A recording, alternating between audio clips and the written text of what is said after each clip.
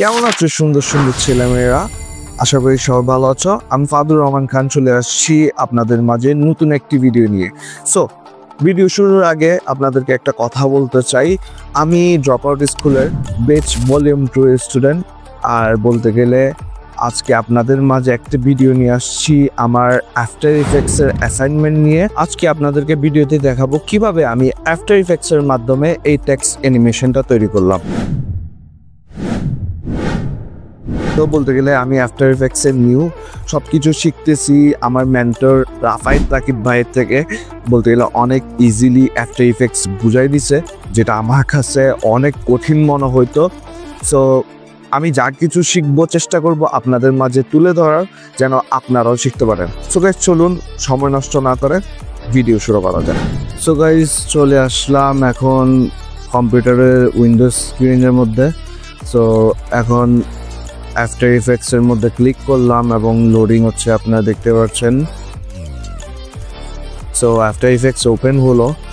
তো আমরা নিউ প্রজেক্টে ক্লিক করব।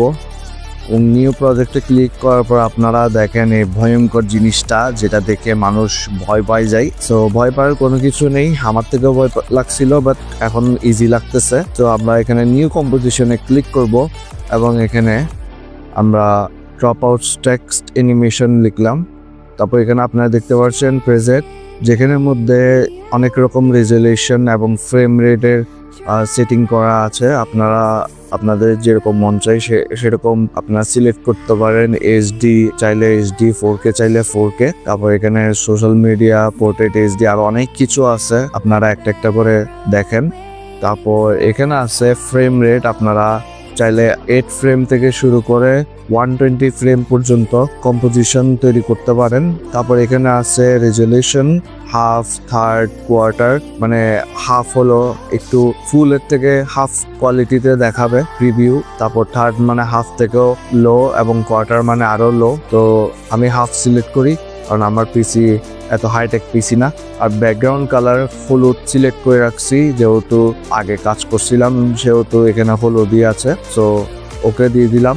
আর এখানে ডিউরেশন লিখি 10 সেকেন্ড, কারণ আমার ভিডিও ডিউরেশন এত লম্বা না, আমি 10 লিখতেছি। তারপর ওকে দিয়ে দিলাম। আপনারা দেখতে পাচ্ছেন একটা কম্পোজিশন তৈরি হয়ে গেল এবং ইয়েলো কালার ব্যাকগ্রাউন্ড, আর এটা পুরোটা হলো টাইম লাইন। সো আপনারা দেখেন এখানে ফ্রেম বাই ফ্রেম দেখাচ্ছে। যেহেতু আমি 29 FPS সিলেক্ট করছি, তার মানে 29 ফ্রেম সমান 1 সেকেন্ড হবে। সো ফ্রেম বাই ফ্রেম কাজ করতে হবে। সো এখানে কিছু টুলসদের সাথে পরিচয় করাই দিই। এটা হলো সিলেকশন টুল, যেটার মাধ্যমে আমরা যে কোনো কিছু সিলেক্ট করতে পারবো। তারপর এটা হলো হ্যান্ড টুল, আমরা ব্যাকগ্রাউন্ডকে নাড়াতে পারবো এটার মাধ্যমে। সো এখানে বাকি টুলের কোনো কাজ নেই আপাতত, আমাদের কাজ টেক্সট টুল দিয়ে। সো আমরা টেক্সট টুলটা সিলেক্ট করতেছি এবং বড় একটা বক্স তৈরি করে ফেললাম এবং এখানে লিখতেছি ড্রপ আউট। ওকে, ড্রপ আউটস লিখে ফেললাম এবং এটি টেক্সটটিকে আমরা হোয়াইটটাকে ব্ল্যাক কালার করে দিলাম। ব্ল্যাক করার পরে এখন আপনারা দেখতে পাচ্ছেন লেখাটা উপরে, আমাদের থেকে এটা সেন্টারে আনতে হবে মাঝখান বরাবর। তো আমরা এটাকে মাঝখানে আনলাম। কালো হয়ে গেল, সমস্যা নেই, আপনারা ক্যাপস লক ক্লিক করলে রিফ্রেশড হয়ে যাবে। সো এটাকে একটু বড় করতে গিয়ে দেখতে পাচ্ছেন একটু চ্যাপটা হয়ে যাচ্ছে, একরকম হয়ে যাচ্ছে শেপ। সো আপনারা শিফট ক্লিক করবেন এক্ষেত্রে, তাহলে লেখার শেপ নষ্ট হবে না। তো একটু বেশি উপরে চলে গেছে, আপনারা দেখতে পাচ্ছেন। ছাড়া আরেকটা জিনিস দেখতে পারতেছেন, অ্যাঙ্কার পয়েন্ট, যেটা পয়েন্ট আছে যেটা মাঝখানে থাকে, এটা নিচে চলে গেছে। সো আমরা এদিক দিয়ে অ্যাঙ্কার পয়েন্টে টুলটাতে ক্লিক করব এবং ক্লিক করে এই পয়েন্টটাকে মাঝখানে নিয়ে আসব, মাঝখান বরাবর। এবং ড্রপ আউটসের টেক্সটটাকেও একটু মাঝখান বরাবর নিয়ে আসার ট্রাই করি। দুইটাকে মাঝখান বরাবর রাখতে হবে। ওকে, মাঝখান বরাবর আনলাম। এখন ড্রপ আউট টেক্সটটাকে সিলেক্ট করে আমরা Ctrl+D প্রেস করে ডুপ্লিকেট করে ফেললাম, আরেকটা লেয়ার তৈরি হয়ে গেল। তারপর ড্রপ আউট টু লেয়ারটাতে ক্লিক করে টেক্সট টুলটাতে ক্লিক করার পর আমরা ডি বাদে সব কিছু ডিলিট করে দেব। ওকে, জাস্ট ডি রাখবো এবং ডিটাকে আমরা সিলেক্ট করে ব্ল্যাক কালার থেকে রেড কালার করে দিব। রেড কালার কি কারণে করেছি তা একটু পরেই জানতে পারবেন। সো আমরা এই ডি লেয়ারটাকে সিলেক্ট করে এস প্রেস করব কিবোর্ডে। তারপর এখানে দেখবেন স্কেল আছে, তারপর ডিটাকে স্কেল ডাউন করব, একেবারে 0 লিখে দিই। ওকে, দেখেন ডিটা বলতে গেলে 0 হয়ে গেছে, এখানে দেখাই যাচ্ছে না, রেড একটা পয়েন্ট দেখাচ্ছে, এটা হলো ডি এর পয়েন্ট, মানে ডি যে এই জায়গায় আছে সেটা। তারপর স্টপ ওয়াচের মধ্যে একটা ক্লিক করব, তারপর আপনারা দেখতে পাচ্ছেন টাইমলাইনের মধ্যে একটা ডায়মন্ড শেপের একটা জিনিস চলে আসলো, এটা হলো কি, এবং এই কি এর মাধ্যমে আমরা ফ্রেম বাই ফ্রেম অ্যানিমেশন করে থাকি। তারপর আমি পি ক্লিক করব কিবোর্ডে ফর পজিশন, তারপর আর এ ক্লিক করব, চলে আসছে রোটেশন। আবার আমরা স্টপ ওয়াচের মধ্যে ক্লিক করলাম, এখন আমরা ফ্রেম সিলেক্ট করব এত থেকে এত ফ্রেমের মধ্যে অ্যানিমেশন করার জন্য। সো আমরা 15 ফ্রেম সিলেক্ট করতেছি, 15 ফ্রেম একটু বেশি হয়ে যাচ্ছে, যত বেশি হবে অত স্লো আর যত কম হবে অত ফাস্ট। সো আমরা 15 ফ্রেমে না গিয়ে 5 ফ্রেমের দিকে নিয়ে যাচ্ছি। সো 5 ফ্রেমে নিয়ে যাওয়ার পর স্কেলে ক্লিক করে ডিটাকে স্কেল আপ করে দিচ্ছি একদম ফুল স্ক্রিন। তো আপনারা দেখতে পাচ্ছেন ডিটা একদম ফুল স্ক্রিন হয়ে গেল। এখন রোটেশনে ক্লিক করে আমরা এটাকে ঘুরিয়ে দিব। এখন বলতে গেলে ডিটা ঘুরে গেছে, কিন্তু পারফেক্টলি ঘুরে নাই, মানে পারফেক্ট পজিশনে নাই। তো এক্ষেত্রে আমরা 177কে ক্লিক করে 180 দিয়ে দিব, যেন 180 অ্যাঙ্গেলে চলে আসে। ওকে, এখন দেখতে পাচ্ছেন একদম পারফেক্ট পজিশনে আছে। এখন আমরা 5 ফ্রেম থেকে একটু আগে যাব, এখন একটু আমরা 15 ফ্রেমের দিকে যেতে পারি। 15 ফ্রেমের দিকে যাওয়ার পর আমরা স্কেল ডাউন করে দিব। স্কেল ডাউন করার ক্ষেত্রে আপনারা দেখতে পাচ্ছেন এখানে আরেকটা ডায়মন্ড শেপ হয়ে গেছে, তার মানে এখান থেকে এটা একটা কি ফ্রেম তৈরি হয়েছে অ্যানিমেশন হওয়ার জন্য। খুব শীঘ্রই বুঝতে পারবেন কিরকম অ্যানিমেশন হয়েছে। আমি আগে স্কেল ডাউন করি এবং ডিটাকে বামের দিকে নিয়ে যাই, বামের দিকে নিয়ে যাওয়ার পর একদম ডি বরাবর নিয়ে যাই এবং স্কেল ডাউন করে দিই। এখন আমরা এটাকে রোটেশন করে দিই সেই টেক্সের ডি এর মতন করে। সো আমার থেকে লাগতেছে আমি ভুল রোটেশন করছি, কারণ এখানে 0 দেখাচ্ছে, মানে এখানে রোটেশন হয় নাই। সো এটার ক্ষেত্রে আমি 1 লিখে দিচ্ছি, মানে 1 টাইম রোটেশন, আর এখানে 7 এর মধ্যে আমি 0 করে দিই যেন ডি এর বরাবর হয়ে যায়। তো আমি ডি এর মধ্যে নিয়ে গিয়ে এটাকে আবার স্কেল আপ করে দিচ্ছি যেন ডি বরাবর হয়ে যায়, এবং একটু লেফট রাইট একটু আপ ডাউন করতেছি যেন টেক্সটের সাথে মিলে যায়। হালকা একটু স্কেল আপ করে দিই। ওকে, আই থিঙ্ক এখন পারফেক্ট লাগতেছে, হ্যাঁ অনেকটাই পারফেক্ট আছে।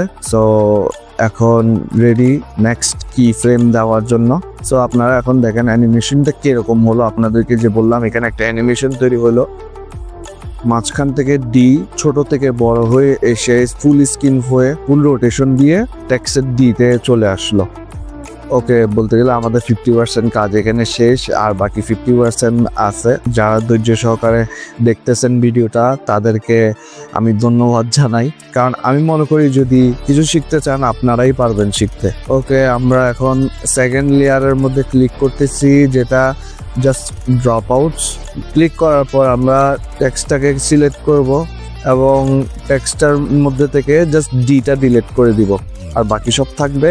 এবং স্পেসের মাধ্যমে আমরা মিলাই দিব যেন এই ডিটা ড্রপ আউটসের পার্ট, যেন এই ডি আর ড্রপ আউটস মিলে ড্রপ আউটস হয়। ওকে, এখন আপনারা অ্যানিমেশনটা দেখেন কত সুন্দরভাবে মিলে গেছে। মাঝখান থেকে ডিটা এসে আর এর পাশে বসে গেল, ড্রপ আউটস থেকে ড্রপ আউটস হয়ে গেল। এখন আমরা নেক্সট অ্যানিমেশন করতে যাব। আমরা এখন যেদিক দিয়ে 3টা কি ফ্রেম দিলাম, এই কি ফ্রেম বরাবর আরেকটা কি ফ্রেম দিব। আমাদের ড্রপ আউটসে ক্লিক করে কিবোর্ডে পি ক্লিক করার পর পজিশন আনি এবং স্টপ ওয়াচে ক্লিক করে একটা কি ফ্রেম দিলাম, এবং একটু বামে আমরা টিতে ক্লিক করে ওপাসিটি আনলাম এবং স্টপ ওয়াচে ক্লিক করলাম। একটু বামে ফ্রেমে গিয়ে আমাদের যে ড্রপ আউটসের টেক্সটটা আছে ওইটাকে বামের দিকে নিয়ে গেলাম, একদম ব্যাকগ্রাউন্ড থেকে বের করে দিলাম।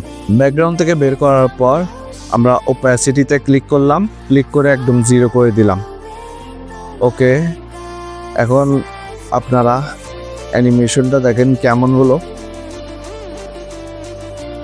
ডিটা মাঝখান থেকে স্পিন করে ফুল স্ক্রিন হয়ে এসে তারপর ডি এর জায়গায় চলে আসলো, তারপর ঠাস করে ড্রপ আউটস চলে আসলো। তা দেখেন আরো ভালো করে অ্যানিমেশনটা কেমন হলো। এখন বলতে গেলে 80% ওয়ার্ক কমপ্লিট, জাস্ট কিছু ওয়ার্ক বাকি আছে। এখন আমরা ডিটাকে ব্ল্যাক কালার করে দিব। এখন আরেকবার অ্যানিমেশনটা দেখেন, ড্রপ আউটসের সাথে ডিটা একদম ফুল মিলে গেল। এখন ড্রপ আউটসটা ফুল ড্রপ আউটসের মতন লাগতেছে। ওকে, আমার থেকে একটু অ্যানিমেশনটা বেশি ফাস্ট লাগতেছে, তাই আমি একটু পজিশন এবং অপাসিটির কি ফ্রেমগুলোকে বামের দিকে নিয়ে গেলাম, 15 ফ্রেমের দিকে রাখি। এখন একটু হালকা একটু স্লো হয়ে মানে একটু স্মুথ দেখাচ্ছে, ভালো দেখাচ্ছে, আপনারা দেখেন। এখন এই অ্যানিমেশনটাকে আরও স্মুথ করার জন্য আমরা এই 4টা কি ফ্রেম সিলেক্ট করলাম এবং ক্লিক করলাম কি ফ্রেম অ্যাসিস্ট্যান্টের মধ্যে। তারপর এখানে আছে ইজি ইজ, এটাতে ক্লিক করলাম। এরপর ওপরের যেসব কি ফ্রেম আছে সেগুলোকেও সিলেক্ট করলাম। সবগুলোকে সিলেক্ট করার পর কি frame assistant, then again easy ease. এখন অ্যানিমেশনটা দেখেন, আরও স্মুথ হয়ে গেল না? এখন অ্যানিমেশনটাতে আরেকটু ময় মশলা অ্যাড করার জন্য আমরা এখানে গিয়ে ক্লিক করলাম। এখানে দেখতে পারতেছেন একটা আইকন চলে আসছে, এটা হলো মোশন ব্লারের আইকন। ঠিক নিচের লেয়ারটাতেও ক্লিক করে মোশন ব্লারের আইকন নিয়ে আসবো। এখন আমাদের অ্যানিমেশনে মোশন ব্লার অ্যাড হয়ে গেল। আপনারা দেখেন এখন কতটা স্মুথ লাগতেছে মোশন ব্লার অ্যাড করার পর। এখন এটাকে চাইলে আরও বেশি স্মুথ করা যেতে পারে। আমরা ওপরের 2টা কি ফ্রেম যেটা পজিশনের, হ্যাঁ, ওটাকে সিলেক্ট করে এখানে গ্রাফের মধ্যে আসলাম। গ্রাফের মধ্যে আসার পর অলটা ক্লিক করে আমরা একটু এটাকে বড় ছোট করতে পারি। আর মাউসের রাইট বাটন ক্লিক করে make sure that edit speed গ্রাফের মধ্যে থাকতে হবে। অনেকের এডিট ভ্যালু গ্রাফের মধ্যে থাকে, তাই অনেকে কনফিউজড হয়ে যায়। যদি ভ্যালুতে থাকে তাহলে স্পিড গ্রাফের মধ্যে ক্লিক করবেন। ক্লিক করার পর এরকম দেখাবে। তারপর এখানে পয়েন্টারের মধ্যে ক্লিক করবেন, 2টা হলুদ পয়েন্টার দেখতে পাচ্ছেন। তো এগুলাকে একটু ডানে টেন দিবেন, তারপর থেকে একটু বামে টেন দিবেন। দেখতেছেন একটু ওপর দিয়ে একটু চিকন হয়ে গেল। দেখেন এটা আরও স্মুথ হচ্ছে। তারপর এখানে স্কেলের মধ্যে আছে রেড কালার, ঠিক ওইটার মতন হলুদ কালার পয়েন্টারগুলোকে একটু টেনে দিবেন, ওপরেরগুলো একটু চিকন হয়ে যাবে। এখন আপনার স্কেলটা স্মুথ হয়ে গেল।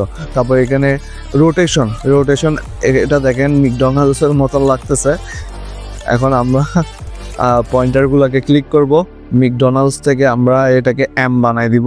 সো 2টা পাহাড়ের মতন হয়ে গেছে, এম এর মতন স্মুথার লাগতেছে। কিন্তু আমি চাই ডিটা যেন যখন ফুল স্ক্রিন হবে একটু স্লো হোক।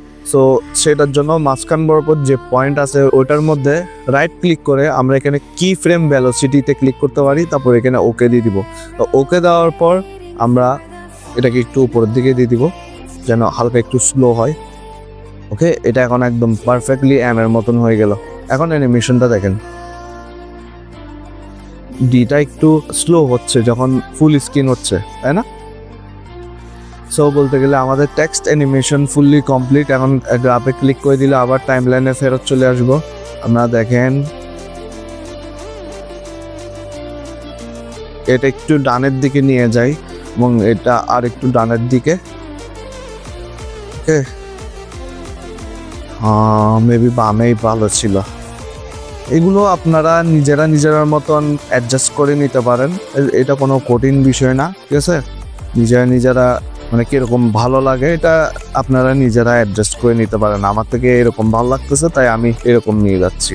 ওকে, এখন এখানে যে ডিউরেশনটা আছে ওটাকে আমি একটু বাড়াই দিলাম, কারণ অ্যানিমেশনটা ঠাস করে যাচ্ছে আবার রিপ্লাই হচ্ছে। এখন দেখেন আপনারা একদম পারফেক্ট অ্যানিমেশন ড্রপ আউটস টেক্সের। সো আমাদের অ্যানিমেশন কমপ্লিট, দেখতে পাচ্ছেন কত স্মুথ ভাবে অ্যানিমেশনটা তৈরি হলো। সো এখন অ্যানিমেশনটা সেভ করার জন্য আমরা এখানে ফাইলে ক্লিক করব, দেন এক্সপোর্টে ক্লিক করব। এক্সপোর্টে ক্লিক করার পর add to render queue. Okay, render queue click করার পর এখানে একটা অপশন পাবেন আউটপুট টু। ওকে, তো এটাতে ক্লিক করবেন, মানে আপনারা কোন জায়গায় ফাইলটা সেভ করবেন সেটা সিলেক্ট করবেন।